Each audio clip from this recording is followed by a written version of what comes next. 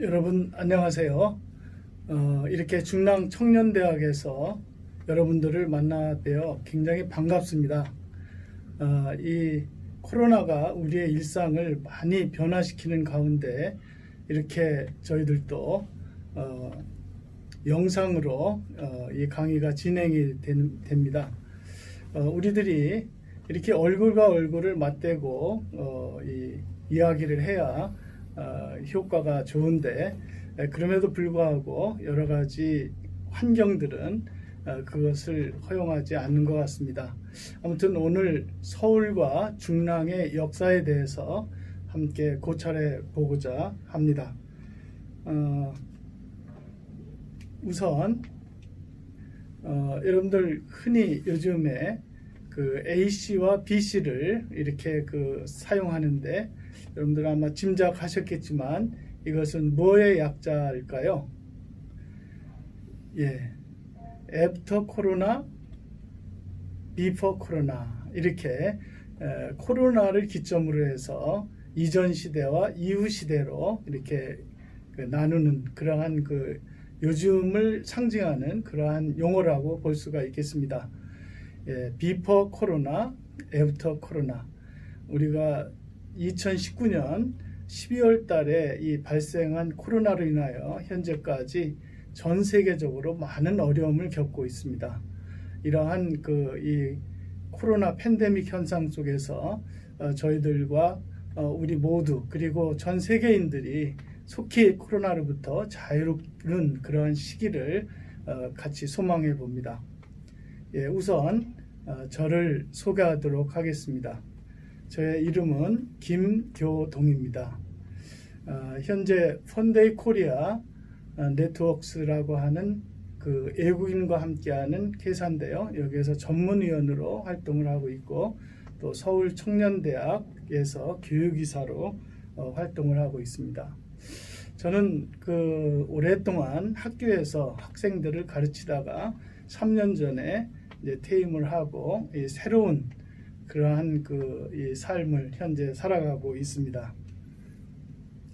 오늘의 강의 순서입니다. 첫 번째로 우리 서울의 역사에 대해서 한번 살펴보도록 하고요.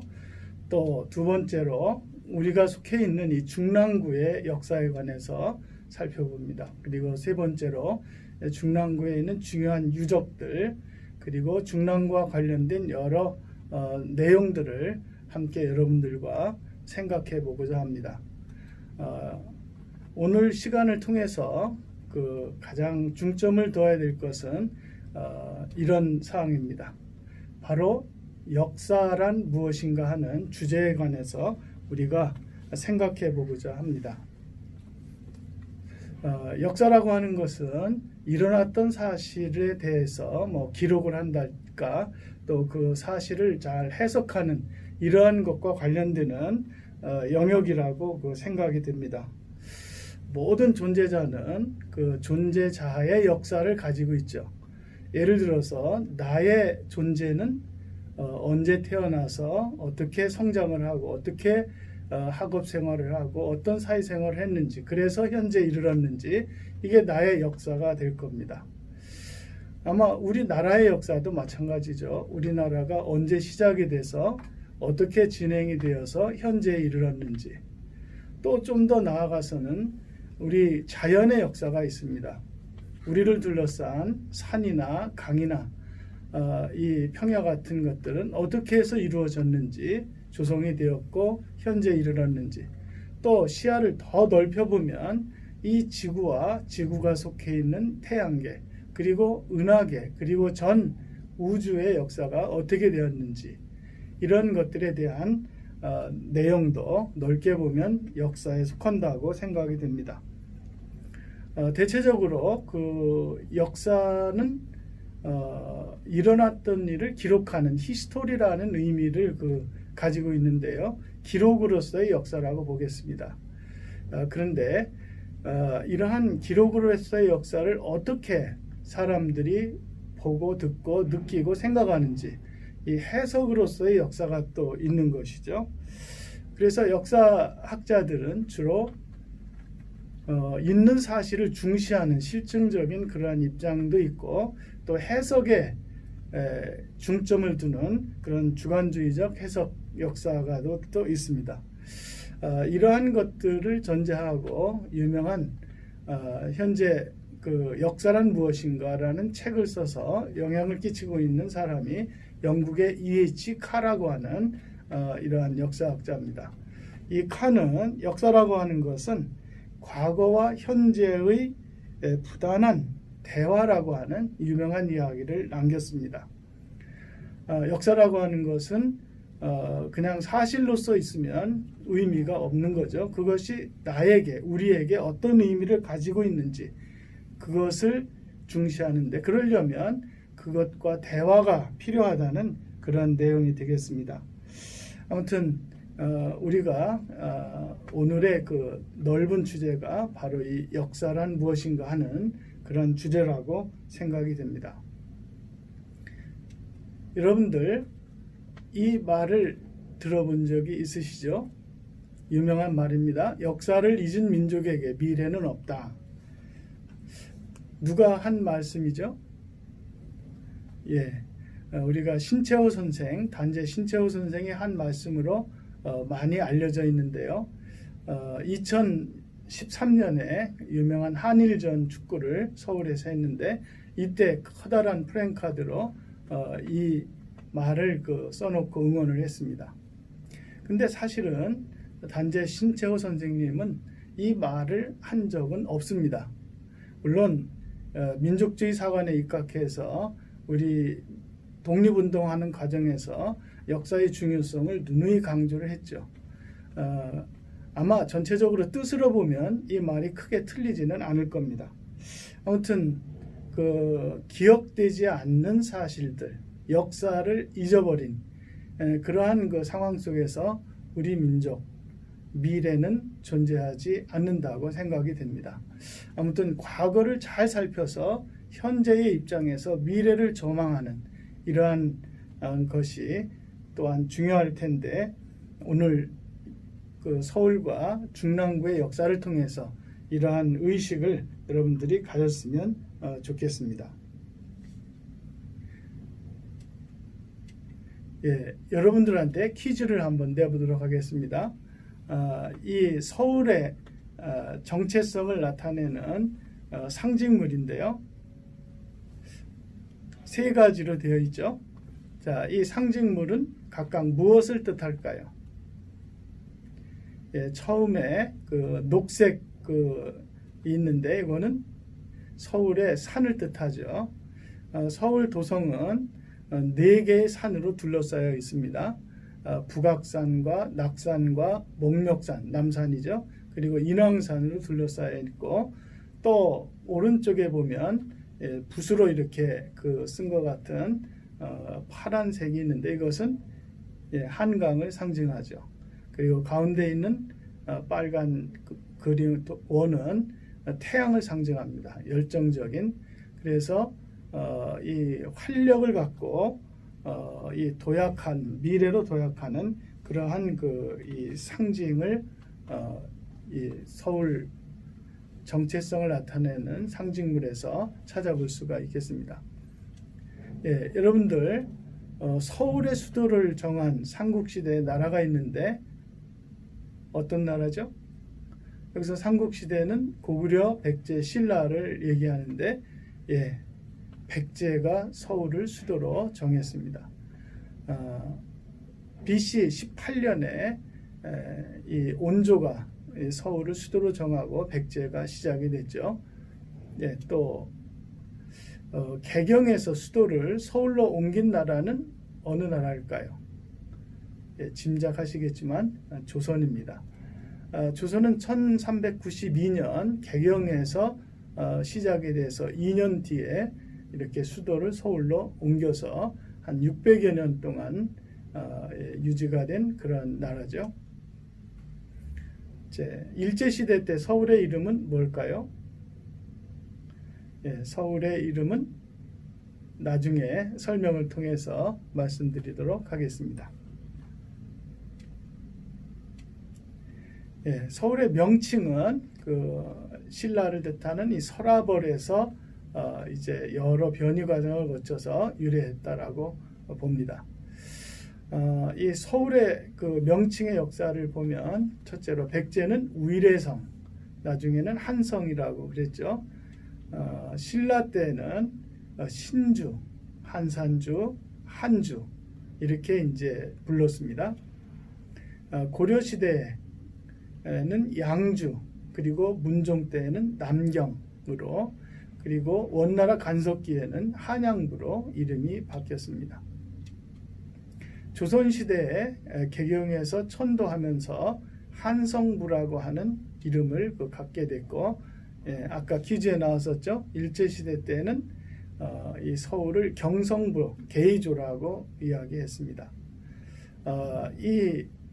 일제는 이 경성을 경기도의 하위 관청으로 이렇게 생각을 했죠. 좀 격을 좀 낮췄던 그러한 것이라고 보겠습니다. 예. 해방이 되고 미 군정 3년 기간을 거쳤는데 이때 서울특별자유시로 이름이 지어졌고요. 현재의 이름은 1949년 건국한 이후에 서울특별시로 이름을 확정했습니다. 그래서 현재 서울특별시가 되었죠. 아까 퀴즈에서 나왔던 서울의 상징 심볼입니다. 산과 한강, 그 다음에 뜨거운 태양을 조합을 했죠. 여러분들 많이 봤을 텐데 I 서울 U, 이거를 서울의 브랜드라고 얘기를 합니다. 얼마 몇 년 전에 이렇게 정했는데요. 이 I 서울 U라고 하는 것에 대해서 많은 사람들이 처음에는 이게 도대체 무엇을 뜻하는지 많이 의아하게 생각했는데, 이 말은 나와 너 사이에 서울이 있다. 사람과 사람 그 관계 안에 서울이 있다. 그런 의미를 가지고 있습니다. I 다음에 빨간 점이 있고 서울 다음에 파란 점이 있는데, 이 빨간 것은 열정, 파란 것은 여유를 뜻합니다. 그래서 나의 열정과 너의 여유가 함께 어우러지는 곳이 바로 서울이다. 이러한 뜻을 갖고 있다라고 하죠. 서울의 심볼을 몇 개 더 살펴봅니다. 서울의 캐릭터라고 하는 것이 바로 해치입니다. 이게 어디에 있을까요? 해치 동상이? 광화문 바로 앞에 있습니다. 해치는 전설적인 이 동물인데요. 선과 악, 시와 비, 그러니까 좋고 나쁨, 옳고 그름을 잘 판단하는 그러한 동물, 그리고 또 이 화재나 재앙으로부터 방어하는 그러한 동물로 여겨져서 경복궁의 앞에, 광화문 앞에 바로 이렇게 해치상을 현재도 하고 있죠. 이게 서울의 캐릭터라고 봅니다. 서울의 그 꽃은 바로 개나리죠. 아주 추운 겨울을 지나서 따뜻한 봄이 왔을 때 먼저 피는 아름다운 우리나라의 전통꽃입니다. 서울의 나무, 시목은 바로 은행나무입니다. 은행나무, 서울을 상징하는 나무인데요. 조선을 건국할 때 인재를 양성하는 곳이 바로 성균관이죠. 그 성균관 앞에, 대성전 앞에 지금도 약 500여 년 되는 큰 은행나무가 있습니다. 그래서 이 은행나무, 원래는 그 공자가 제자들을 가르치던 곳이 바로 은행나무 밑에서 가르쳤다 해서 이걸 행단이라고 하죠. 현재 이 공자의 고향인 이 곡부에 가면 이 행단이 있습니다. 서울의 새, 시조는 바로 까치입니다.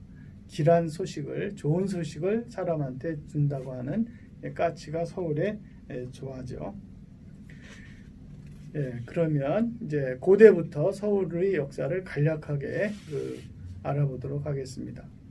서울에는 선사시대부터, 그러니까 역사 이전의 시대, 기록되지 않은 이전의 시대부터 사람이 살기 시작을 해서 이 중랑구 면목동에서 구석기 유물이 발견이 되었습니다.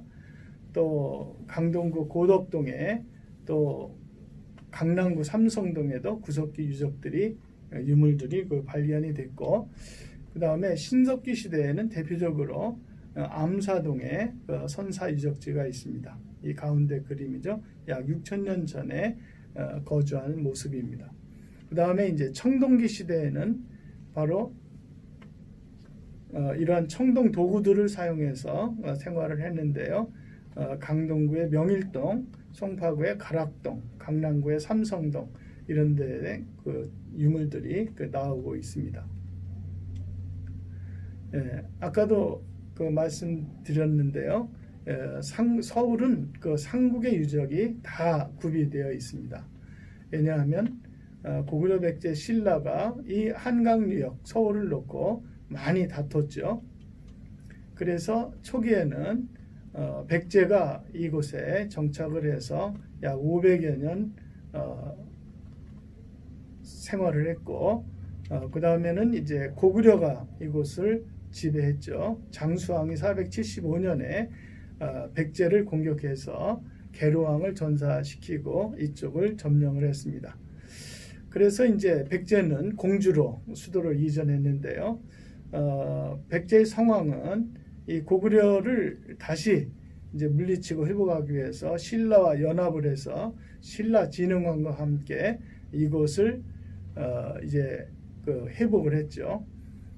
그래서 신라와 연합해서 고구려를 물리치고 한강 유역을 백제가, 또 상주 지역은 신라가 이렇게 지배를 하다가 한 2년 뒤에 진흥왕이 백제를 또 치고 이렇게 한강 유역을 점령하게 되어서 이때를 기념한 것이 바로 북한산 순수비가 되겠습니다. 성왕은 이렇게 믿었던 신라가 이제 배반을 하니까 신라를 응징하러 가다가 관산성에서 바로 전사를 하게 되었습니다. 우리 중랑구가 위치한 그러한 망우산, 용마산, 아차산, 과거에는 이 산들이 용마산이나 망우산은 없었고 다 아차산이라고 불렀죠. 여기에 고구려 보루 유적지가 있습니다. 아까도 말씀드렸다시피 이 한성백제의 수도였는데 그 왕성이 어딘가를 두고 많은 논란이 있습니다. 삼국사기에 보면 북쪽으로는 한강이 있고 남쪽으로는 넓은 평야가 있고 동쪽으로는 큰 산들이 있고 서쪽으로는 이 바다에 이렇게 연해 있다고 하는 그곳이 이제 한성백제로 수도로 이렇게 비정을 하고 있는데요. 아직까지 거기에 대한 결정적인 유물이 나오지 않고 있다가 1990년대에 들어서서 바로 풍납토성에서 많은 유물이 나오면서 여기가 한성백제의 수도로구나 라고 하는 그러한 견해들이 생겼고 많은 사람들이 동의하고 있습니다. 근데 한성백제는 풍납토성만이 아니라 또 몽촌토성이 또 있습니다. 몽촌토성은 올림픽공원 안에 있는 그러한 성인데, 그래서 한성백제는 이 두 성 체제로 이루어져서 이제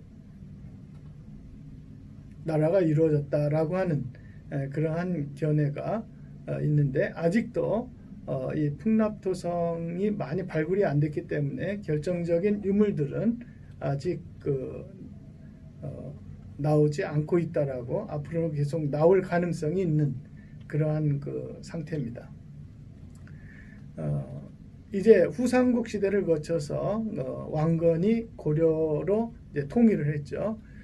고려 시대에는 이 서울을 굉장히 중요시해서 삼경 체제를 갖추었습니다.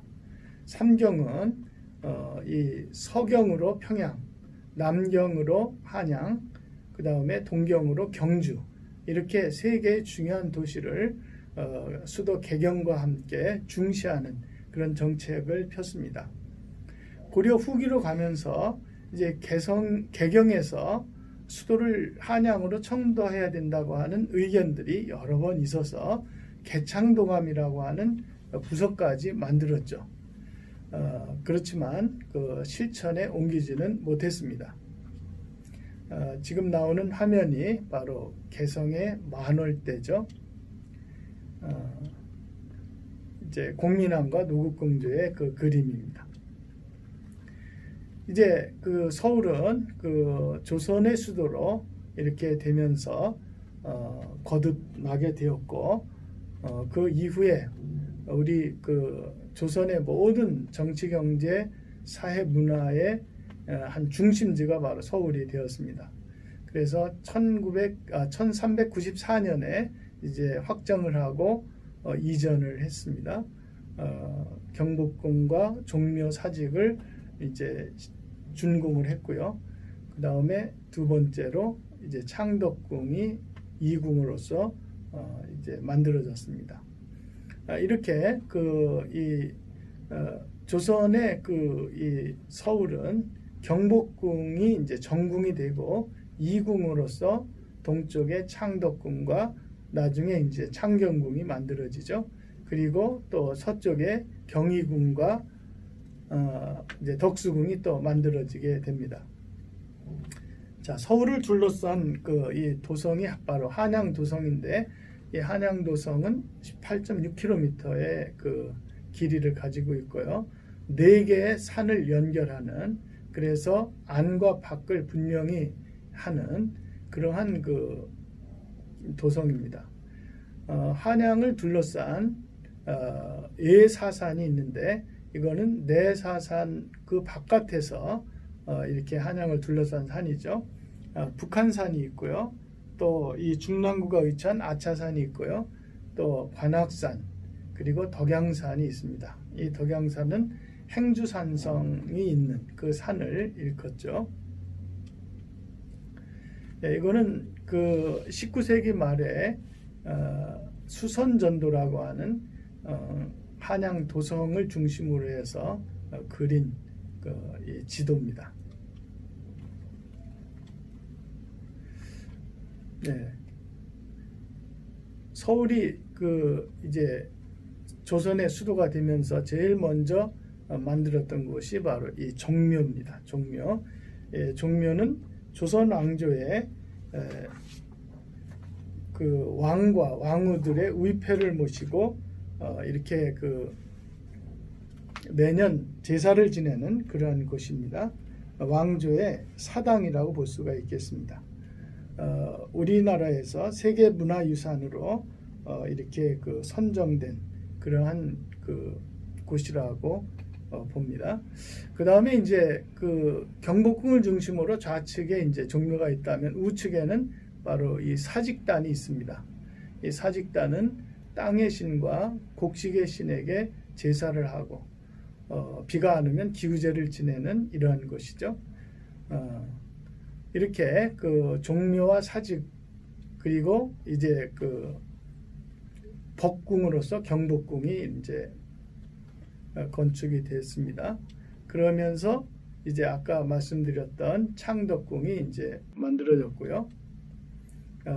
창경궁과 경희궁과 이제 후대에 덕수궁이 있어서 서울 도성 안에 5개의 이러한 궁궐이 있었습니다. 조선의 건국 이념이 성리학이라고 하는 것은 여러분들 잘 알고 계시겠죠. 그래서 이렇게 도성의 중요한 건물 이름을 짓는데도 인, 의, 예, 지, 신 사덕과 오성에 입각해서 이름을 지었습니다. 예, 한양도성 저쪽에 보이는 게 남산인데요. 인왕산 구간이 되겠습니다. 또 이곳은 백악 구간이 되겠습니다. 예, 이곳은 남산 구간이고요. 여기는 낙산 구간이 되겠습니다. 이렇게 한양도성은 4구간으로 되어 있어서 여러분들 시간이 되면 이것을 돌면서 역사를 한번 생각해보는 그런 시간이 있었으면 좋을 것 같습니다. 자, 후기로 들어오면 조선의 내후 이완이 겹치게 됩니다. 건국한 지 200여 년 뒤에 그 일본으로부터 침략을 받았죠. 임진왜란이 약 그 7년여 동안 지속이 되었고, 또 인조 반정이 있어서 광해군이 이제 그 유배가 되고 인조가 집권하는 과정에서 이괄의 난이라고 하는 이러한 내후가 있었습니다. 그 다음에 만주에서부터 발현한 이 청나라로부터 정묘호란과 병자호란 이렇게 겪게 되죠. 이것은 임진왜란 때의 그림이고요. 두 번째가 이괄의 난. 이괄은 평안도로부터 그 한양까지 이렇게 반란군을 이끌고 왔죠. 다음에 정묘호란 때 이 청나라가 형제의 그 나라로 이렇게 그 위치를 정하기 위해서 침략했던 전쟁이고요. 또 얼마 안 있어서 이제는 형제 관계가 아니라 군신 관계를 요구하면서 병자호란을 일으켰습니다. 아무튼 제 네 번째 그림은 인조가 삼전도에서 청태종한테 3번 절하고 9번 머리를 찢는 그러한 그 예식을 하는 모습입니다. 아무튼 이 후기 조선에 들어와서 굉장히 많은 이 내후 이완이 있어서 어렵게 되었는데, 그럼에도 불구하고 이제 이 폐허를 딛고 문화의 꽃을 피운 두 왕이 있었는데 영조와 정조입니다.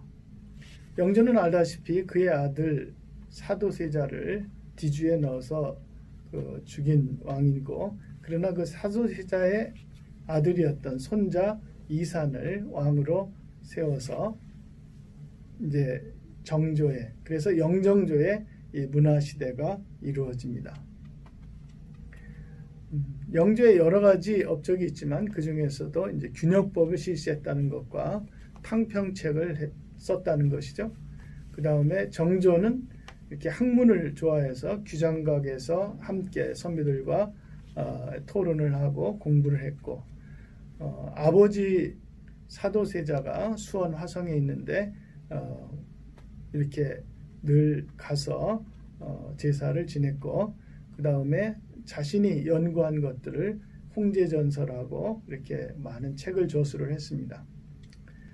자, 그럼에도 불구하고 이제 19세기 들어서 이 조선은 세도 정치가 생기게 되고, 또 서세동점이라고 하는 그러한 그 서양 세력이, 제국주의 세력이 동양과 아프리카나 라틴아메리카로 이렇게 그 침략하는 제국주의 시대를 맞이했습니다. 여기에 효과적으로 대응을 했어야 되는데 그렇지를 못했던 것이 참 많은 어려움을 나타낸 것이라고 생각이 됩니다. 이 위정척사라고 하는 말은 올바른 것을 지키고 그릇된 것을 배척한다고 하는 이러한 말인데, 원래 남송시대 주자가 제창한 이론입니다. 주자는 여기서 올바른 것을 이제 자신의 한족의 문화라고 생각을 하고, 그릇된 것을 불교나 또 여진족의 문물이라고 이렇게 생각을 했습니다. 이러한 주자의 사상이 이제 조선에 들어와서 이러한 위정척사 사상으로 이어졌는데요.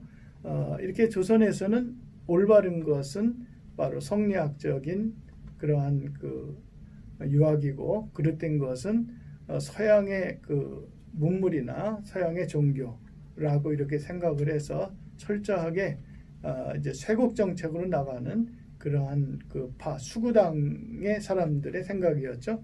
대표적으로는 이제 그 최익현이라고 하는 이런 사람과 그 앞에 있었던 이항로라는 사람이죠. 최익현은 잘 알다시피 이제 단발령이 내렸을 때 내 목을 칠지언정 내 머리털은 깎을 수 없다고 하는 그런 유명한 도끼를 쥐고 상소를 했던 그 유림이죠. 여기에 대해서 서구의 발전된 문물을 받아들여야 된다고 하는 생각들이 바로 개화사상입니다. 이 개화사상은 성리학이 공리공담화되면서 비판하고 원래의 유학으로 돌아가자는 실학사상을 이어받았죠. 그래서 실학에서는 실사구시와 이용우생을 강조했는데 그것을 이어받아서 서구의 발전된 문물을 수용해야 된다고 하는 이러한 그 사상으로 급진적인 그 김옥균이나 박영우 같은 사람, 또 온건한 김홍집이나 김윤식 같은 사람들이 있었습니다.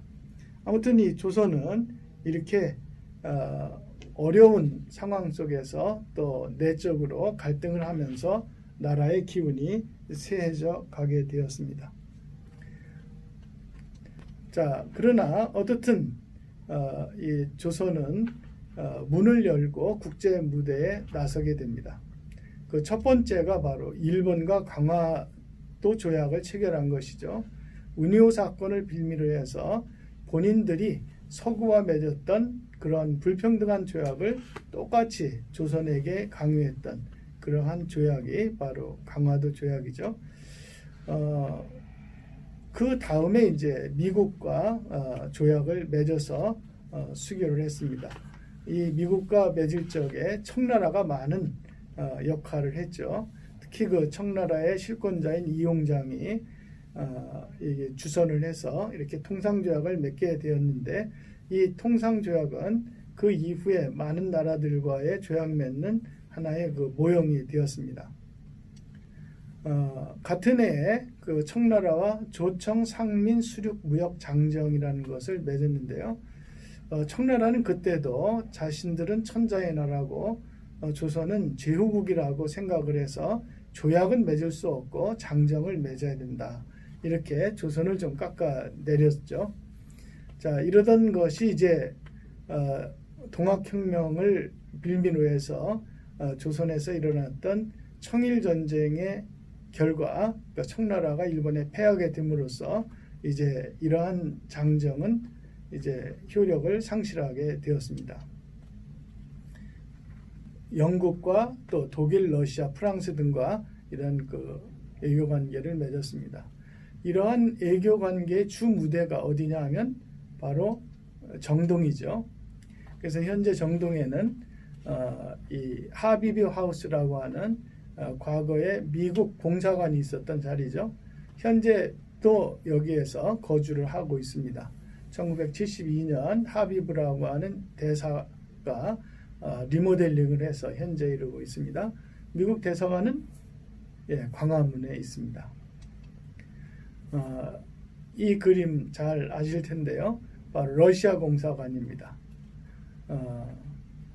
을미사변으로 인해 명성황후가 시해됨으로 위협을 느낀 고종이 몰래 경복궁을 빠져서 바로 이 러시아 공사관에서 약 1년 동안 있었는데, 이거를 아간파천이라 이렇게 얘기하죠.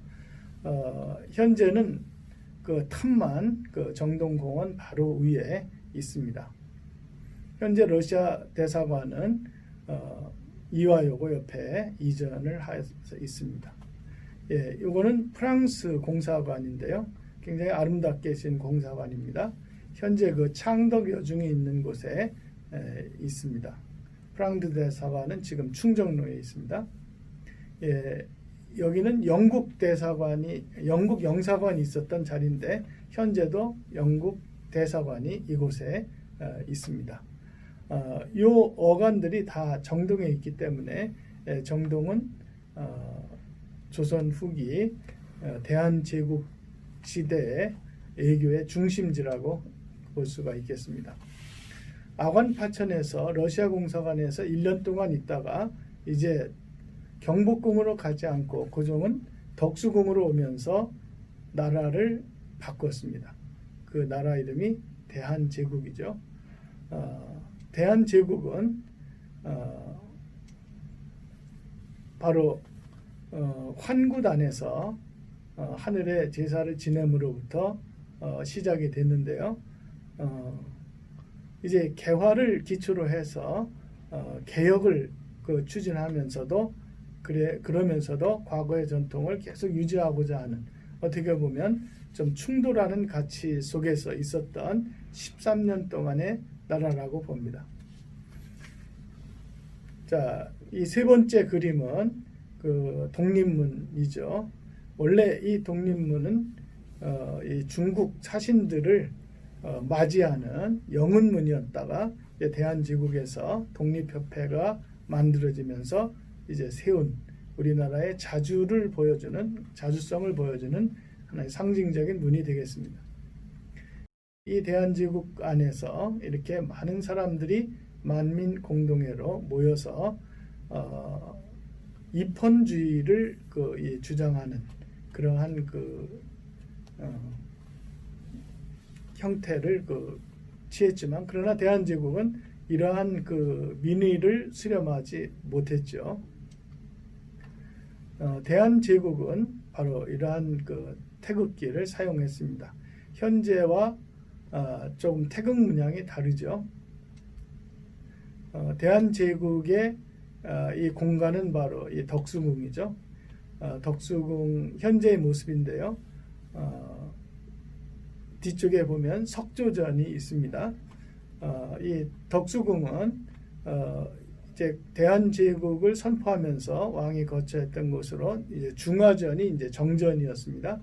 원래는 월산대군 사저였었는데 임진왜란 때 선조가 의주로 피난 갔다 돌아와 보니 경복궁, 창덕궁, 창경궁 다 불타니까 이곳으로 이제 임시 행궁으로 사용했던 곳인데, 이제 그것을 조금 더 넓혀가지고 고종이 바로 이 덕수궁에서 대한제국 통치를 하게 되었습니다. 이 대한제국의 공간인 이 덕수궁에 여러 사건들이 있었는데, 그 중에 1904년에 대화재가 일어나서 기존에 있던 모든 건물들이 다 소실되고 이제 다시 중건하는, 그러면서 이제 중령전에서도 이제 거처를 하는 그러한 상태를 보여주죠. 이것은 바로 대한제국의 이제 오약꽃이죠. 제국의 이제 문양이라고 봅니다. 조선이 바로 이씨 조선이기 때문에 이 오약꽃을 이 국가의 문양으로 이렇게 삼았습니다. 국권 침탈 과정을 이제 간략하게 해놨는데요. 아무튼 일본은 청일 전쟁에서 이기고 러일 전쟁에서 또 승리해서 이제 그 여세를 몰아서 1905년에 을사늑약을 체결해서 한국의 애교권을 박탈하고 이제 침략의 속도를 가속화했죠. 그러면서 이 1907년에 고종이 헤이그에 밀사를 파견해서 이 늑약은 무효라고 하는 것을 하려고 했지만 그것을 이제 빌미 삼아서 고종을 퇴위시키고 이제 순종을 새로운 대한제국의 2대 황제로 이렇게 세워지게 되는 사건이 1907년에 있었습니다. 그러면서 이 덕수궁의 이름이 경운궁에서 덕수궁으로 바뀌었습니다. 순종은 이제 창덕궁으로 이어하게 되었습니다. 아무튼 이 덕수궁이라는 말은 이제 오랫동안 편안하게 잘 사시라는 그런 이제 의미를 갖고 있었는데, 그래서 요즘에도 이 덕수궁의 이름을 원래 이름 경운궁으로 바꿔야 된다고 하는 이런 주장들이 많이 나오고 있습니다. 그러나 의견들이 이제 팽팽하여 현재 덕수궁의 이름이 그대로 존치가 되고 있습니다. 아무튼 이 창덕궁으로 이어한 순종, 그 이후에 대한제국의 많은 것들이 이제 허물어지는 과정에서 이제 군대가 해산이 되고 결국은 1910년 8월 22일에 이제 합병이 되는 문서가 조인이 되고 그거를 발표한 것이 8월 29일입니다. 그래서 8월 29일을 우리는 국치일이다 이렇게 그 얘기를 하고 있습니다. 일제시대는 1910년부터 45년 연수로 따지면 36년이지만 기간으로 따지면 35년에서 조금 덜 하죠. 한 14일이 좀 덜 합니다. 저도 학교 다닐 때 일제 36년이라는 말을 많이 들었는데 일제 35년이 정확한 표현이라고 생각이 됩니다. 일제 식민 통치하에서 우리 민족은 순응하지 않고 저항을 했죠. 독립운동을 벌였습니다. 그것이 이제 1919년에 대대적인 3.1 독립운동이 일어나게 됐고 그 결과 열매가 바로 상해 대한민국 임시정부의 수립입니다. 현재 우리 대한민국의 그 법통의 근원이 되는 이 상해 임시정부는 우리나라 역사에서 중요한 의미를 갖고 있습니다. 수천 년 동안 우리나라는 왕이 통치하는 왕국, 킹덤이었습니다. 근데 이 킹덤이 이제 종지부를 찍고 마침표를 찍고 리퍼블릭, 공화국이 된 이러한 그 의의를 갖고 있습니다. 그래서 이 임시정부 헌법 제1조가 대한민국은 민주공화국이다. 현재 헌법도 동일하죠. 이렇게 그 헌법에 제정을 했는데 왜 오랫동안 왕이 통치했는데 새로운 정부는 왕국을 채택하지 않고 공화국을 채택했을까? 우리가 많은 생각을 좀 해봐야 될 것 같은 과제입니다.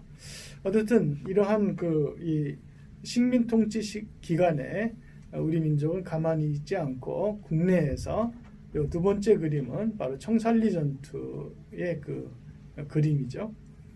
그리고 세 번째가 임시정부 수립, 그리고 윤봉길 의사 홍구 의거 바로 직전에 찍은 사진이죠.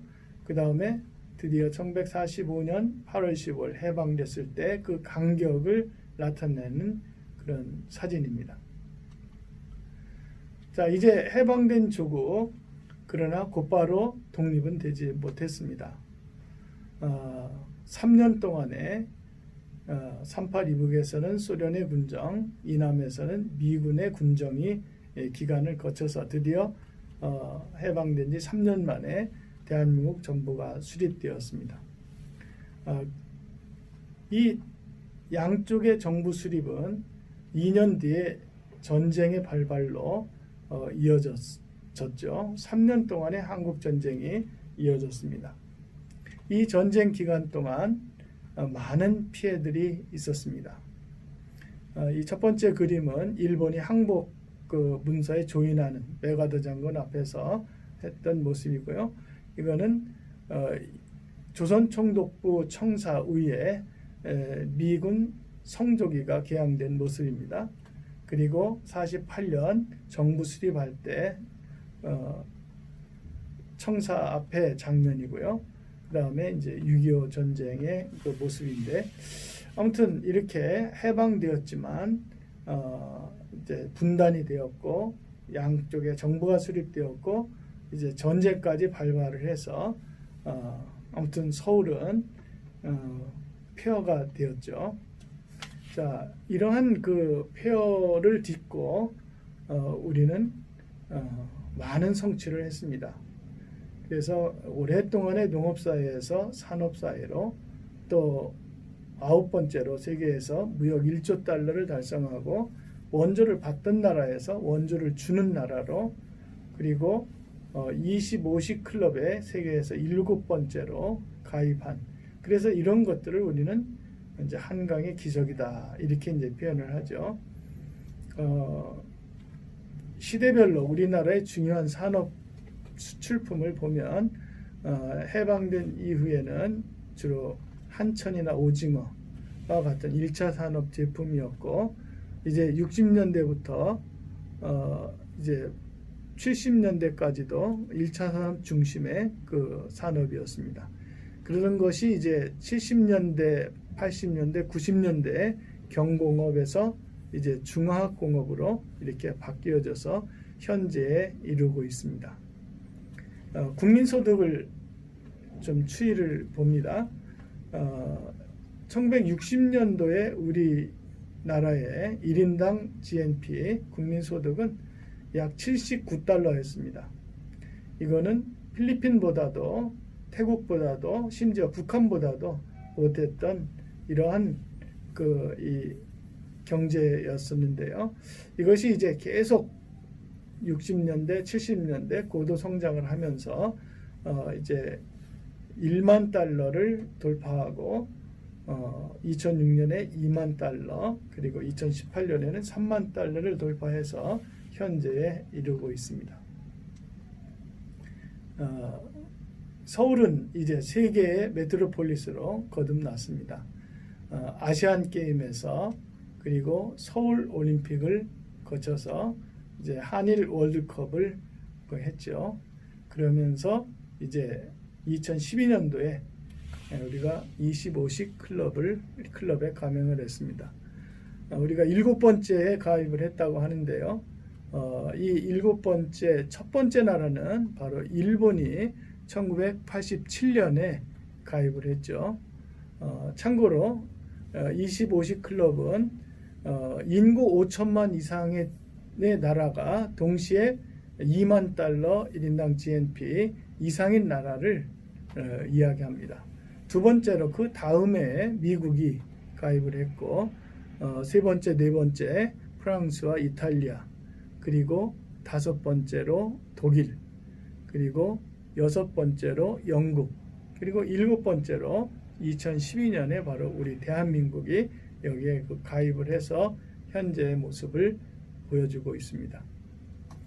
서울은 계속해서 이렇게 우리나라의 정치 경제 중심의 중요한 역할을 담당하면서 현재에 이루고 있습니다.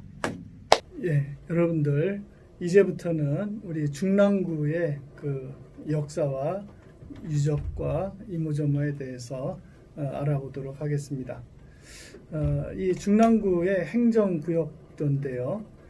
이제 동쪽으로 구리시와 또 남쪽으로는 이제 광진구, 또 서쪽으로는 동대문구, 위로는 이제 노원구하고 이렇게 그 면에 있는 그러한 곳이죠.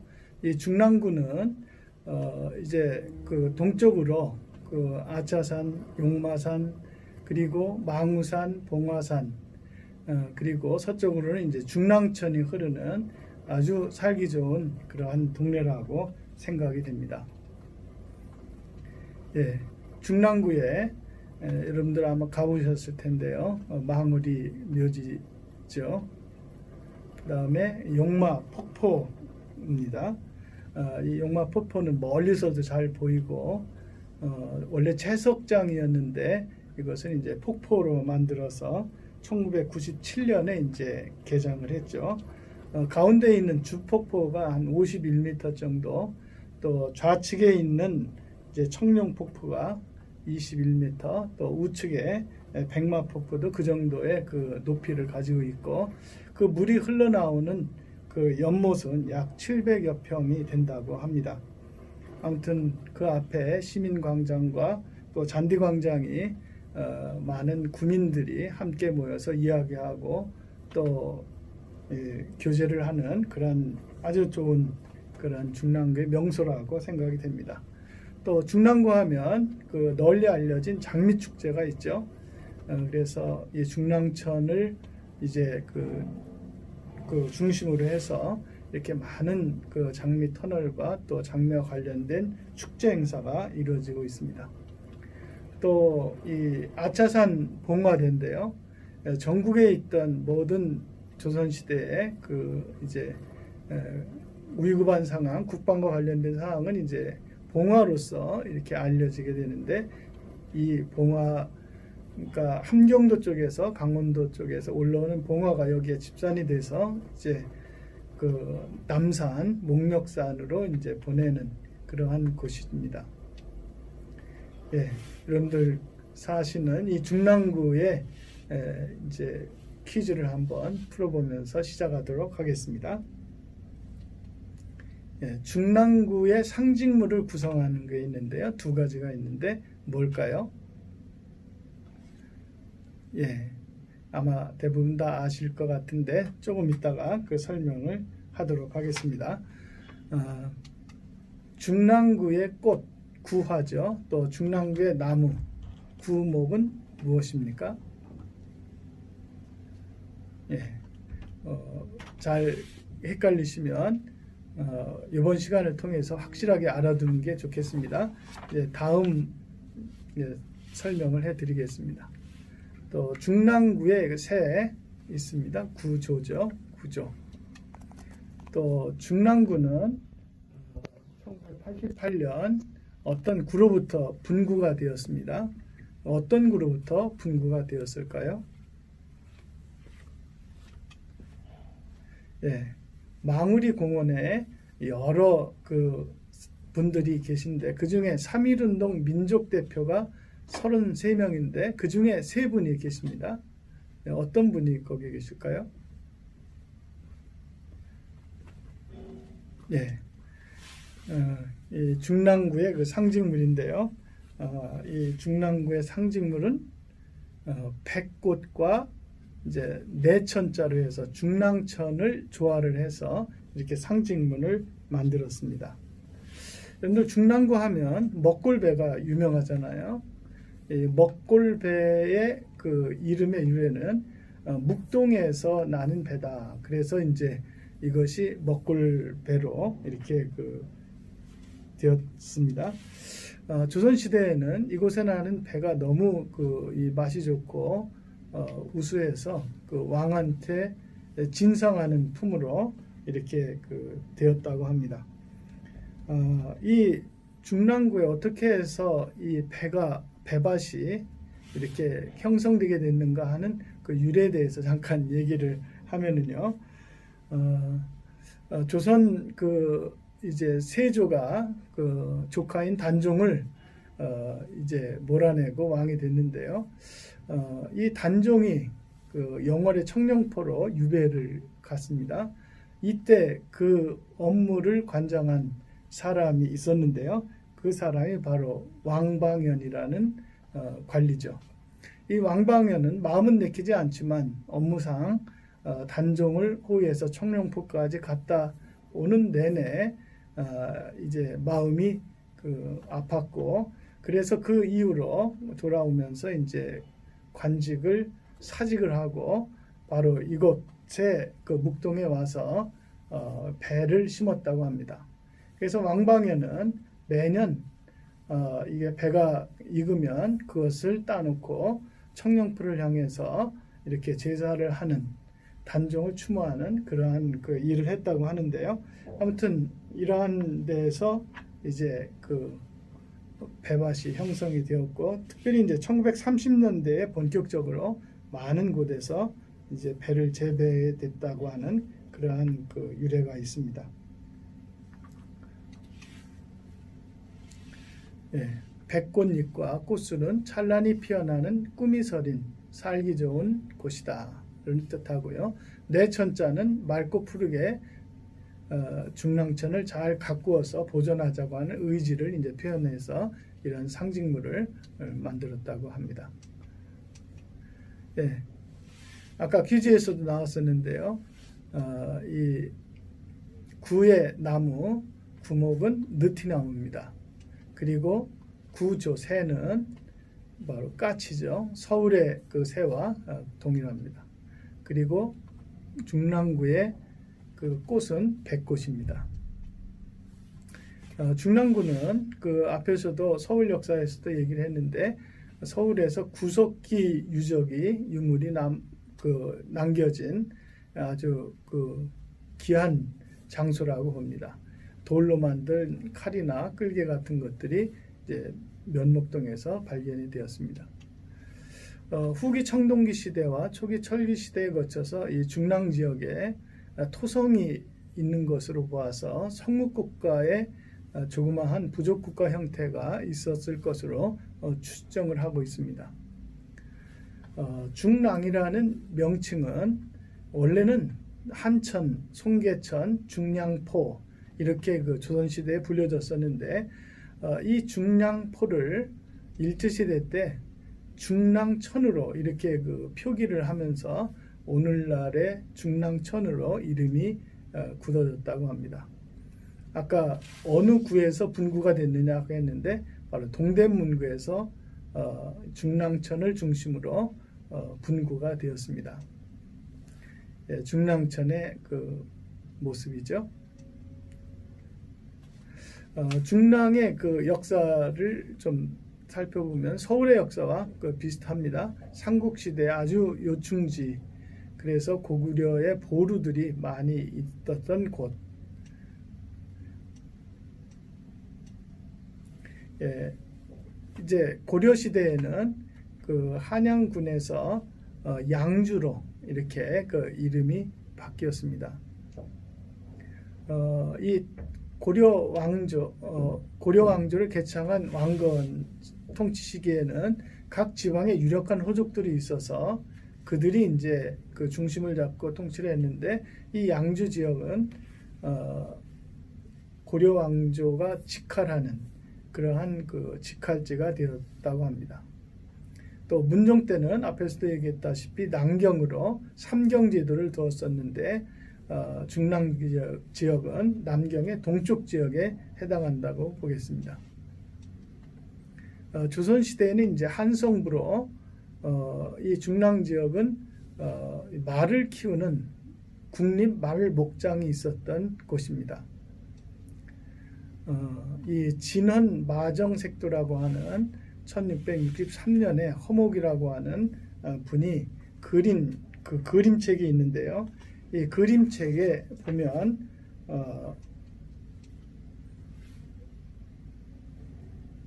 이 그림을 한번 이렇게 좀 보시면은요,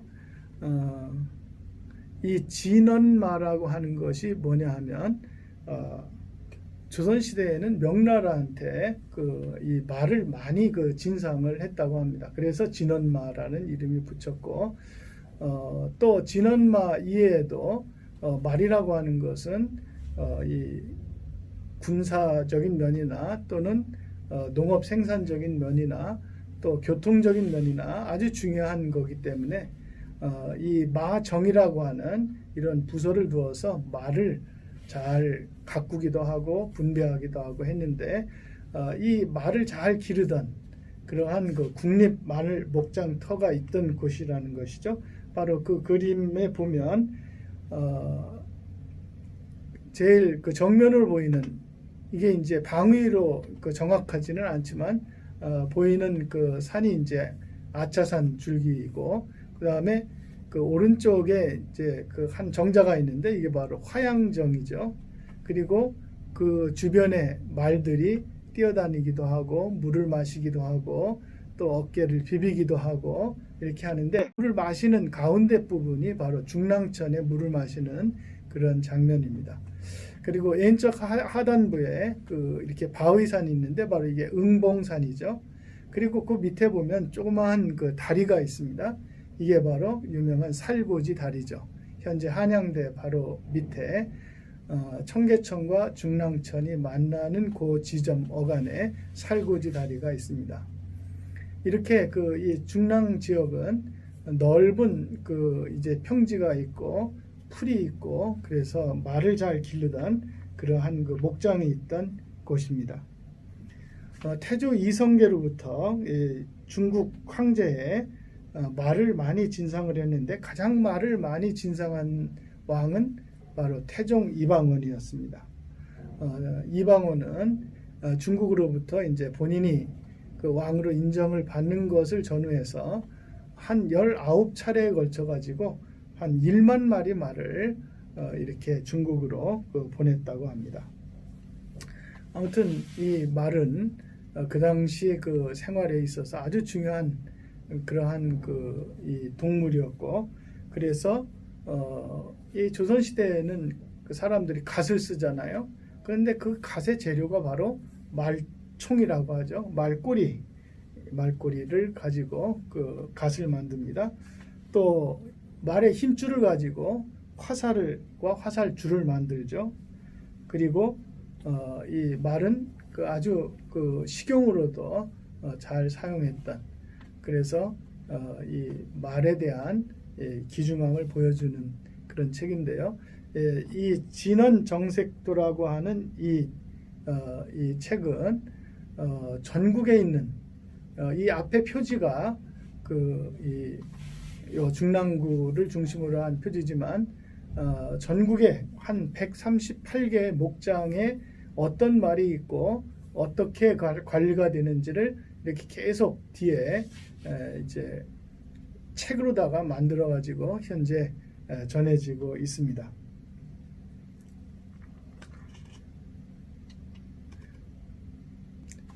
1895년에 이 중랑 지역을 경기도 양주군으로 이렇게 했습니다. 그리고 일제시대 때 1913년에 면목동 지역은 고양군 뚝도면으로, 현재 상봉, 중화, 묵동, 망우동, 신내동 지역은 구리면으로, 양주군 구리면으로 이렇게 편성을 했습니다. 그때 이 지도인데요. 이 지도를 보면 가운데 경성부가 있고 주변에 군으로 둘러싸여 있죠. 고양군, 양주군, 광주군, 시흥군, 이렇게 4개의 군이 경성부를 둘러싸고 있습니다. 그래서 현재 중랑구의 면목동 지역은 고양군 뚝도면에 속하고, 또 그 이해 지역은 양주군 구리면에 속하는 것을 볼 수가 있습니다. 대한민국에 들어와서 이제 49년에 면목동 지역이 이제 성동구로 편입이 되어 있고, 63년에 이제 나머지 지역이 동대문구로 편입이 되었습니다. 이때의 지도인데요. 이때는 구가 서울에 9개밖에 없었습니다. 현재는 구가 25개의 구가 있습니다. 그래서 이 중랑구 면목동 지역은 이제 성동구에 해당이 되고, 그 이해 지역은 동대문구에 해당되는 것을 볼 수가 있습니다. 이 중랑구에 있는 문화재입니다. 국가지정 문화재가 6개가 있습니다. 보물, 사적, 등록문화재, 또 시도지정 문화재가 13개가 있습니다. 기념물, 유형문화재, 무형문화재를 포함해서요. 이 국가지정 문화재로서는 이윤손 유서가 있고, 묘법 연화경이 있고, 그 다음에 사적으로 아차산 일대 보루군이 있고, 그 다음에 등록문화재로 이렇게 묘가 있습니다. 이것이 이제 이윤손 유서라고 하는 건데요. 유서라고 하는 것은 이제 조선시대에 지방의 관찰사나 절도사로 파견이 될 때 왕이 친필로 써가지고 써준 하나의 명령서라고 생각하면 되겠습니다.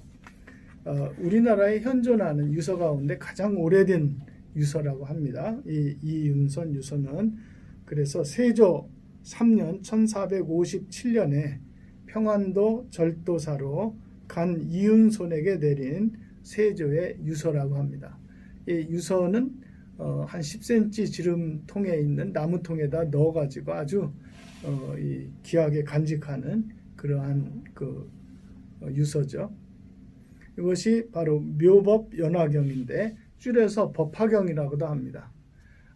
불교 여러 종파 가운데 천태종의 하나의 기본 경전이 되는 이러한 것인데, 이 중랑구의 문화재로 되어 있습니다. 시도 문화재로서는 봉수대 터하고 또 충익궁 신경진 묘역과 또 여러 유형 문화재가 있고, 또 봉화산 도당꽃이 유일한 무형 문화재가 되겠습니다. 이 신경진 묘역인데요. 신경진은 임진왜란 때 유명한 신립장군의 아들입니다. 이 신립장군은 이제 부산에서부터 한양으로 오는 왜적을 막기 위해서 충주 탄금대에 배수의 진을 치고 싸웠던 그런 장수죠. 신경진은 그의 아들인데 굉장히 유능한 관리로서 알려져 있습니다. 인조반정의 1등 공신이 되었고 또 정묘호란 때는 왕을 모시고 강화도로 이렇게 피난을 갔고 또 병자호란 때는 인조를 모시고 그 남한산성에 들어가서 호위했던 그러한 그 장군이고 나중에는 영의정까지 이렇게 최고의 관리가 된 그러한 분의 묘역이 바로 신경진 묘역입니다.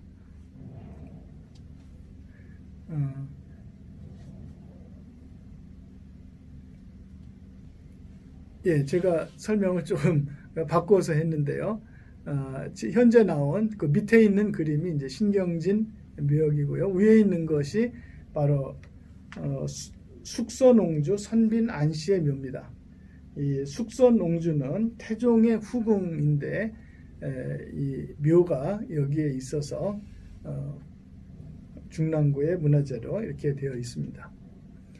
유일한 무형문화재가 바로 봉화산에 있는 도당굿인 모습인데요. 전해 내려오는 아주 중요한 문화재라고 생각이 됩니다.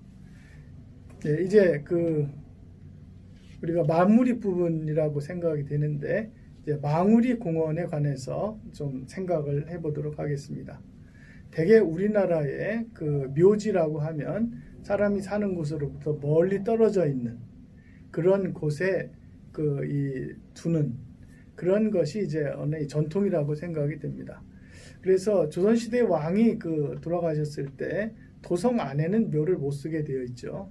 근데 유일하게 태조 이성계는 그의 이제 그 왕후가 죽었을 때 정릉에다가 현재의 정동이죠. 그 명칭이 유래가 되는데 정동에다가 그 능을 세우고 이 경복궁에서 이렇게 바라볼 수 있는 그러한 그 모습이었는데 1차, 2차 왕자의 난 이후에 이제 태종 이방원이 집권하면서 그 묘를 이제 현재의 성북구 정릉에다가 이장을 했죠. 아무튼 이렇게 그 묘지를 사람이 사는 곳과는 좀 떨어져 있는 곳에 두는 것이 일반적이고 또 묘지하면 아주 좀 무서운 곳, 두려운 곳 이렇게 생각이 되는데 우리가 망우리 공원, 묘지공원을 생각하면서 이제 그러한 생각을 좀 이제 벗어나야 되겠다라고 하는 그러한 생각을 갖게 됩니다. 이 망우리 공원은 한 25만 평 정도에 해당이 됩니다. 처음 이 망우리 묘지가 생기게 된 것은 일제시대 때죠. 1933년 망우리 묘지가 개원이 됐습니다. 원래 이 망우리 묘지 있기 전에 이 경성의 묘지는 이태원에 있었고 또 미아리에 있었는데 이 미아리에 있는 묘지가 이제 거의 차고 또 이태원에 있는 묘지는 개발해서 택지로 사용하려고 하는 그러한 상황 속에서 이제 망우리 묘지가 개원이 되었습니다. 1973년에 매장이 종료가 되었죠. 1973년에 약 4만 7천여 기가 이렇게 매장이 되었는데 40년 동안에 이제 묘지로서의 역할을 이제 다 했던 것이죠. 그래서 처음에는 망우 묘지공원으로 이렇게 이름을 붙였다가 이제 시간이 지나가면서 98년도에 망우공원을 망우리 공원으로 이름을 바꿨습니다. 그리고 2005년에 조성계획이 수립이 되어서 그 계획대로 이제 추진이 되다가 2013년에 서울 미래유산으로 선정이 되었습니다. 2015년에는 인문학길이 이제 조성이 되었고 17년부터 올해까지 웰컴 센터 건립 추진이 진행되고 있습니다. 아마 올해가 지나면 이제 여러분들이 웰컴 센터를 볼 수가 있을 것 같습니다. 원래 망우리 공원은 그 일제가 좀 불순한 동기로 이제 조성을 했습니다. 왜냐하면 이제 망우리 그 망우산과 그 용마산과 아차산이 연결해서 봉화산과 연결이 되어 있고 또 이제 태조 이성계가 묻힌 동군흥 거기까지 이제 연결이 되는데 그 맥을 좀 끊어보자라고 하는 이러한 그 숨은 의도를 가지고 이제 이곳의 묘지공원이 이제 조성이 됐는데 아무튼 그럼에도 불구하고 이 묘지공원의 역사는 우리가 잘 생각을 좀 해야 될 것 같습니다. 묘지공원으로서 1994년에 유네스코 세계문화유산에 등재된 그런 묘지공원이 있습니다.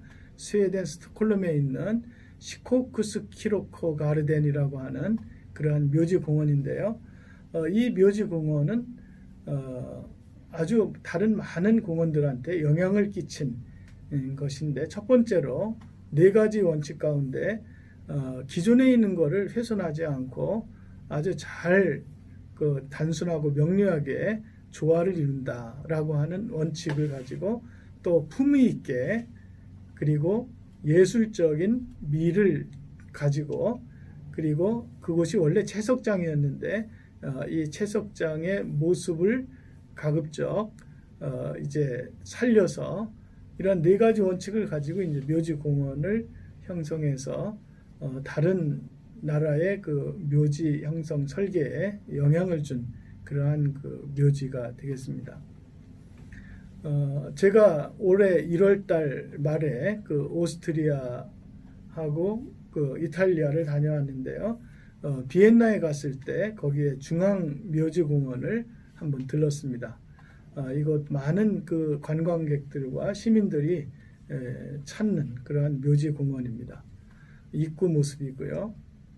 특별히 이 공원의 이 특징은 32A 구역에 있습니다. 이곳에 세계적으로 유명한 뮤지커, 그러니까 음악가들의 묘역이 밀집되어 있기 때문이죠. 그래서 이 음악가들을 보기 위해서 많은 사람들이 방문을 합니다. 예, 이것은 제가 모차르트 그 묘지 옆에서 찍은 사진인데요. 모차르트는 원래 이곳이 가묘죠. 원래는 인근에 있는 칼 마르크스 묘지라고 하는 곳에 이제 매장이 됐는데 관리가 잘 안 돼서 어떤 게 모차르트 묘지인지를 나중에 알지 못했다고 합니다. 그래서 이곳 중앙 묘지에 이제 가묘를 이렇게 해놨습니다. 바로 그 뒤와 옆에 유명한 베토벤 묘가 있습니다. 베토벤은 이 비엔나에서 약 35년 동안을 거주하면서 많은 곡을 작곡을 했고 또 그 악성이라고 하는 이름을 듣게 되었죠. 그가 장례를 할 때 약 2만여 명의 시민들이 그 뒤를 따랐다고 합니다. 예, 슈베르트의 묘가 또 있습니다. 또 요한 슈트라우스의 묘가 있고요. 브람스의 묘가 있습니다. 그리고 그 묘지의 중앙 부분에 이렇게 교회당이 있어서 예배도 드리고 또 행사를 진행하기도 합니다. 세계에서 가장 많은 방문객을 기록하고 있는 게 바로 프랑스 파리에 있는 페레 라쉐즈 그 묘지죠. 이 묘지 입구의 모습인데요. 원래는 그 파리의 그 동쪽에 있는 그러한 묘지다라고 해서 그 동쪽묘라는 이름을 붙여졌었는데요. 파리 20구역에 위치하고 있습니다. 1804년에 원래는 예수의 수도원 자리였는데 나폴레옹이 명령으로 묘지를 조성해라. 그래서 이제 동쪽에 있는 묘지라는 이름을 붙여졌는데 이곳이 이제 아주 유명한 사람들이 묻히게 됨으로써 방문객들이 많은 그러한 곳입니다.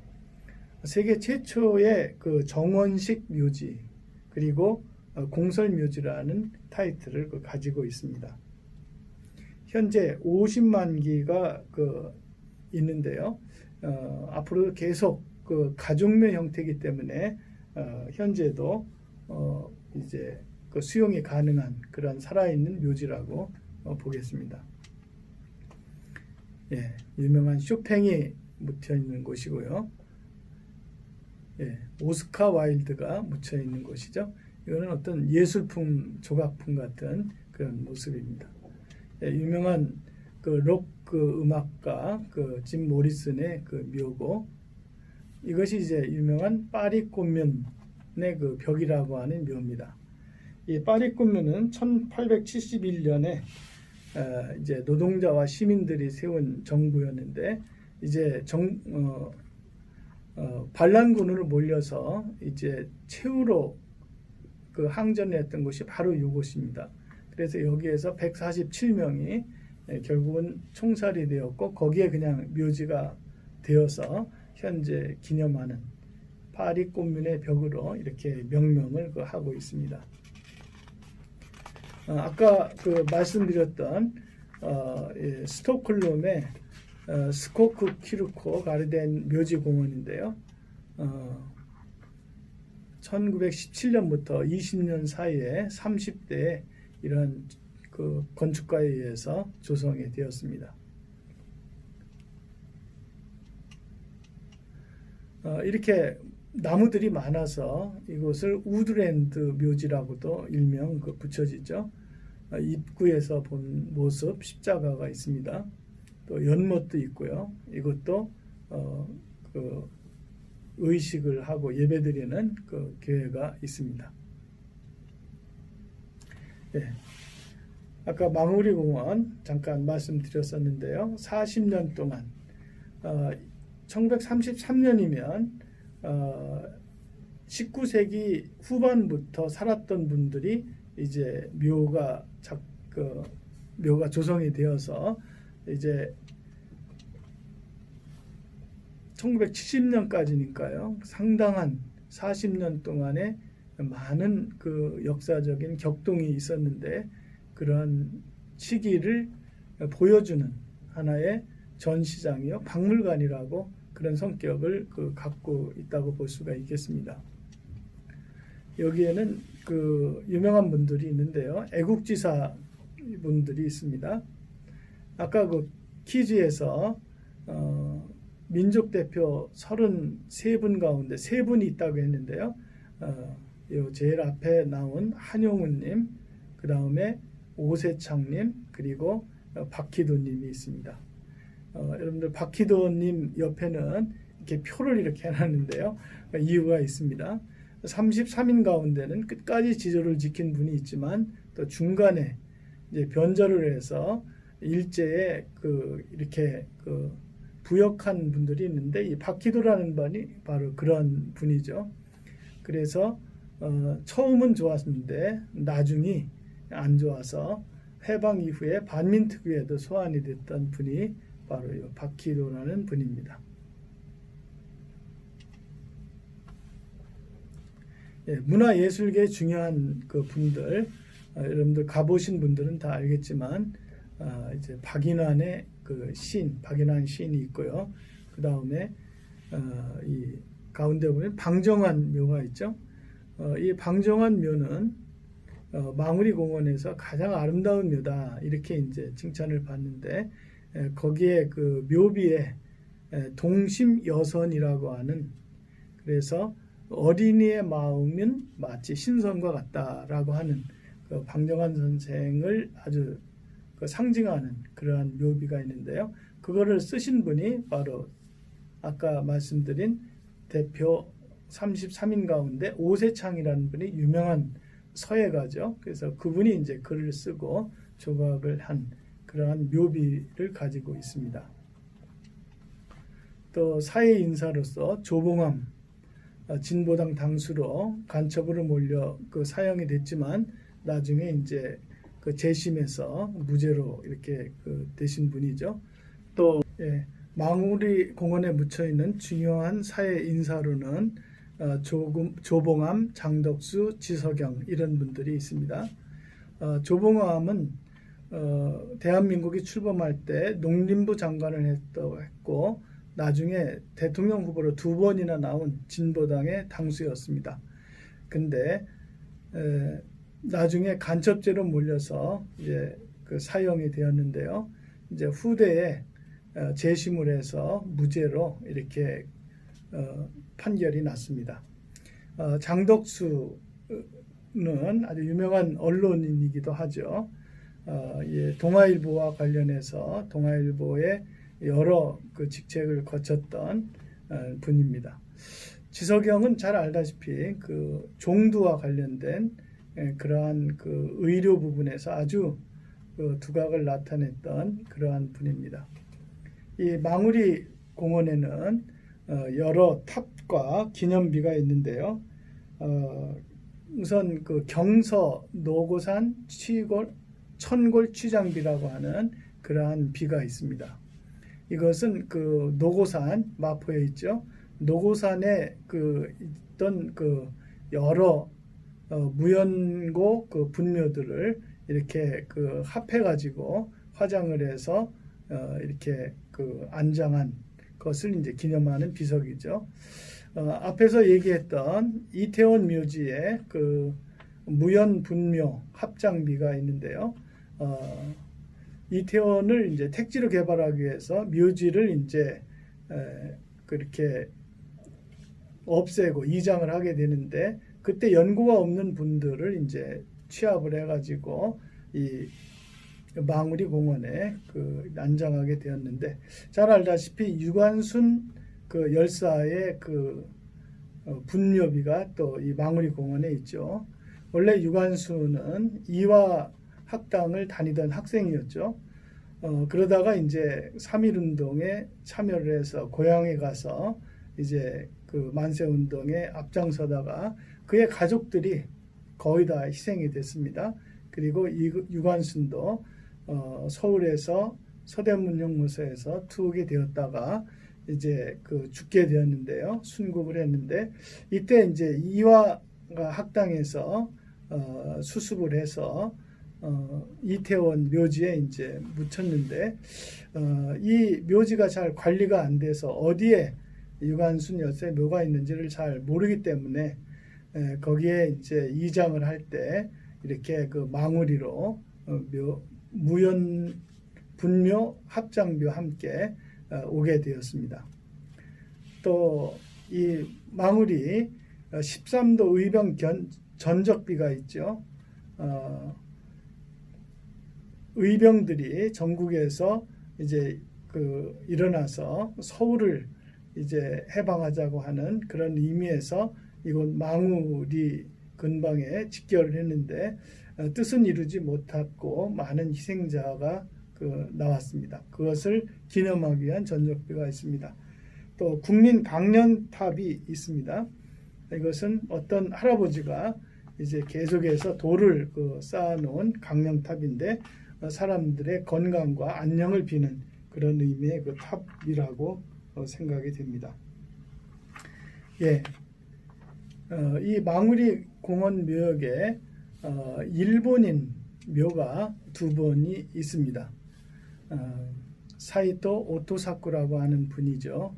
한 분은 이분은 원래 도쿄대에서 임업을 전공하고 총독부의 초대 산림과장으로 와서 우리나라 산림 녹화에 기여를 많이 한 분입니다. 전국 각지에 아가시아 꽃이 많이 피죠. 그 아가시아를 이제 보급하고 또 포플러 나무를 보급을 해서 이제 많은 그 한국에 대한 업적들이 이제 있습니다. 우리나라의 임야 분포도를 제작했고 또 기념 식수 제도를 마련을 해서 치산 치수에 많은 공헌을 해서 이분의 그 묘가 여기에 있게 되었습니다. 또 한 분은 아사카와 다쿠미라고 하는 분인데요. 이분은 한국을 굉장히 사랑을 해서 한국의 민해를 많이 연구를 했습니다. 산림청 직원으로 이렇게 왔지만 전국에 돌아다니면서 민해품을 수집하고 그래서 1924년에 경북 국내에 조선민족 미술관을 열게 되었습니다. 그리고 특별히 그 조선 백제의 아름다움을 많은 사람들에게 알린 그러한 공적을 가지고 있습니다. 그와 같이 근무했던 산림청 직원들 또 모여서 이제 이런 비문을 적었는데요. 한번 읽어보도록 하죠. 한국의 산과 민해를 사랑하고 한국인의 마음속에 살다간 일본인 여기 한국의 흙이 되다. 이런 묘비를 이 임업시험장 직원들이 이렇게 기념을 해서 세웠다고 합니다. 일제시대를 통해서 일본 사람들의 이 악랄함이나 잔악함들을 우리가 많이 알고 있고 또 현재까지도 우리가 일본에 대해서는 상당한 이 역사적인 그런 문제와 연관해서 적대감을 갖고 있는 게 사실인데 그러나 일본 사람들 가운데는 한국을 사랑하고 한국 사람을 사랑한 이러한 분도 있다고 하는 것을 이 망우리 공원에 오면 우리가 알 수 있을 겁니다. 예, 메멘토 모리라고 하는 말이 있죠. 예, 죽음을 늘 기억하라고 하는 그러한 말입니다. 우리의 삶이라고 하는 것은 이 땅에 태어나서 결국 어디를 향해 가느냐는 죽음을 향해 가는 거죠. 그래서 이 죽음의 문을 통과해야 되는데 그 죽음을 늘 생각할 때 우리의 현재의 삶은 의미가 있어지고 충실하게 됩니다. 죽음을 우연하게 생각하거나 막연하게 생각하거나 또는 죽음은 없다라고 이렇게 생각하는 것은 현재의 삶에 또 우리의 삶을 충실하게 하는데 많은 이 방해물이라고 생각이 됩니다. 여러분들 잘 알다시피 소크라테스가 늘 하던 말이 있습니다. 그것은 죽음을 늘 기억하라. 그 죽음을 연습하는 것이 바로 철학하는 것이다. 이렇게 얘기를 하고 이렇게 죽음을 많이 연습했기 때문에 소크라테스는 독배를 스스로 인수해서 마시고 죽음을 스스로 이제 받아들였던 것이죠. 그래서 그는 죽음을 넘어가고 죽음을 이긴 이런 의의를 가지고 있습니다. 아무튼 죽음을 기억하는 그런 것이 우리의 삶의 중요한 부분이 돼야 될 텐데 우리 망우리 공원에 오면은 바로 이러한 이 죽음의 의미 또 삶의 의미를 많이 느끼게 될 것 같습니다. 예. 아까도 말씀드렸다시피 올해 웰컴 센터가 이제 세워지고 많은 사람들이 찾을 것이라고 생각이 됩니다. 아까 말씀드렸던 비엔나의 이 중앙묘지 공원이나 프랑스의 페르라쉐즈 묘지와 같이 외국 사람들이 많이 망우리 공원을 찾아서 이렇게 의미를 되새기고 또 역사의식을 고취하는 그런 일이 있으면 좋겠습니다. 묘지라고 하는 것이 우리와 멀리 떨어져서 죽음은 나와 상관이 없는 것이 아니고 또 죽음은 회피하고 두려운 것이 아니라 이 죽음을 통해서 삶이 더 의미 있고 삶이 의미 있으려면 죽음을 늘 생각해야 된다고 하는 그래서 묘지는 우리와 친근히 가까이 있어야 된다고 하는 그래서 우리의 일상에서 생기는 피곤을 이곳에 와서 풀고 삶의 의미를 반추해보는 그러한 이 공간이 되었으면 좋을 것 같습니다. 예, 마지막으로 여러분들과 함께 생각해 보고자 하는 글이 있습니다. 발분 망식, 낙이 망우, 부지 노지 장지 운이라고 하는 말인데요. 망우산이라고 하는 망울이라고 하는 말이 바로 여기서부터 유래가 됐죠. 이거는 바로 논어에 나오는 수리편에 나오는 공자의 말입니다. 공자는 많은 제자들을 데리고 또 많은 나라들을 다니면서 자신의 그 뜻을 펼치려고 했는데요. 이 공자가 초나라 석공이 그 당시 통치하던 곳에 갔었는데, 그때 아마 그 석공이 자루한테 물었던 것 같습니다. 내가 모시고 있는 스승 공자가 어떤 사람이냐 이렇게 물었는데, 자루는 그 질문에 답변을 잘 못했다고 합니다. 또 그 답변을 못한 것을 와서 자기의 스승인 공자한테 얘기를 했는데, 거기에 대해서 공자가 이제 이렇게 얘기를 했습니다. 이렇게 소개했으면, 나를 소개했으면 좋았을 텐데 라고 하면서 소개한 말이 바로 밟은 망식 낙이 망우. 즉 공자는 열심히 배우는 것을 좋아해서 그 배움에 몰두를 하면 바로 밥 먹는 것조차도 잊어버린다. 그리고 그 배움을 열심히 행함으로써 얻게 되는 것이 즐거움을 주고 그것으로서 모든 근심이 잊혀진다. 이렇게 어떤 배움을 통해서 깨달음이 있을 때 장차 늙어가는 것조차도 알지 못할 그러한 지경까지 된다. 즉 나이 들어가는 것도 모르고 열심히 탐구하고 또 배운다고 하는 공자의 말입니다. 이렇게 나를 소개했으면 좋았을 텐데 이렇게 자루한테 얘기했던 말입니다. 여러분들 오늘 오랜 시간 동안 이 서울의 역사 또 중랑의 역사를 통해서 우리가 여러 가지를 생각해 봤는데요. 결국 처음 시작했던 물음으로 다시 돌아옵니다. 우리가 늘 생각해야 될 건 역사가 뭔가, 또 내가 누군가, 왜 살아야 되는가, 또 인간이 뭔가 라고 하는 이런 것들을 곰곰이 생각하면서 서울 시민으로서의 정체성, 또 중랑 구민으로서의 정체성을 확고히 나가는 그런 시간이 있었으면 좋겠습니다. 여러분들 이 시대의 주인입니다. 여러분들 삶의 주인입니다. 이 주인으로서 사명감 가지고 이 어려운 코로나 시대, 사회적 거리를 강조하는 시대에 여러분들 승리하기를 바랍니다. 오늘 중랑 청년대학에서 여러분들을 만나 참 반갑고 또 즐거웠습니다. 감사합니다.